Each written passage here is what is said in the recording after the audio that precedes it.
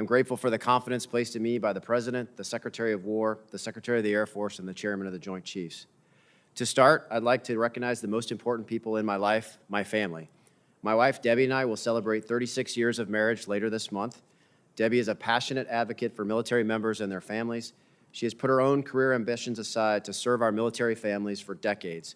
She's been by my side from my second lieutenant commissioning through 34 years of military service, 18 military moves, many operational alerts and shifts, and a year-long deployment to the Middle East. I know if I am confirmed, she will do everything she can to advocate for and serve our military families. Also today, we are joined by our daughters, Caitlin and Kendra. They have endured multiple moves and many different schools, to include going to several different high schools. Caitlin has just completed the curriculum for a Doctor of Theology and is finishing her dissertation, and Kendra recently graduated with a Juris Doctorate and will be taking the bar soon. Both of our daughters continue to make us proud for the many accomplishments, but more importantly for the incredible women they are. We're also thankful for our son-in-law, Matthew, and Caitlin's fiance, Noah. Both our mothers, Vicki and Eleanor, will be watching online today, and if our fathers were still with us, they would be watching too. I know the demands of military service are borne by our spouses, our children, parents, and loved ones. I'm deeply thankful for the support my family has given me throughout my career, which makes my service possible. I'd like to thank the Second Chief of Space Operations, General Chance Saltzman, and his wife, Jennifer, who have tirelessly worked for the last 4 years to transform our Space Force to the warfighting service it is today. Debbie and I have had the privilege of working with and for them for many years, and we are thankful for their 35 years of dedicated service to our nation, our military, and their families. We wish the best for them in their upcoming much-deserved retirement. I would also like to acknowledge the uniform and civilian guardians, families, and mission partners who secure our nation's interest in, from, and to space. The United States Space Force was created by the President and Congress, recognized that the space is a warfighting domain.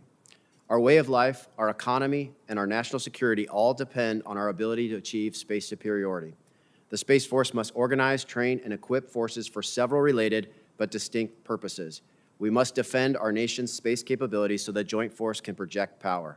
We must protect the Joint Force from space-enabled attack, and we must deliver the capabilities the Joint Force needs to prosecute the full range of its missions. The President has directed that the Department of War maintain a favorable balance of military powers in the Pacific region. U.S. space capabilities are foundational to this pursuit. The threat China poses is real. The People's Liberation Army has rapidly expanded its space capabilities and is fielding systems designed both to exploit space for intelligence, surveillance, and reconnaissance, and to deny U.S. ability to use space capabilities in a crisis or a conflict. Albeit not at the same scale as China, Russia continues to field and employ capabilities, including systems that threaten satellites, ground infrastructure, and the electromagnetic links that connect our forces. Along with other actors, the result is a domain that is contested. Our purpose is not confrontation, but deterrence, ensuring no adversary believes aggression against the United States will succeed. As I speak, Guardians around the world are standing watch for our nation.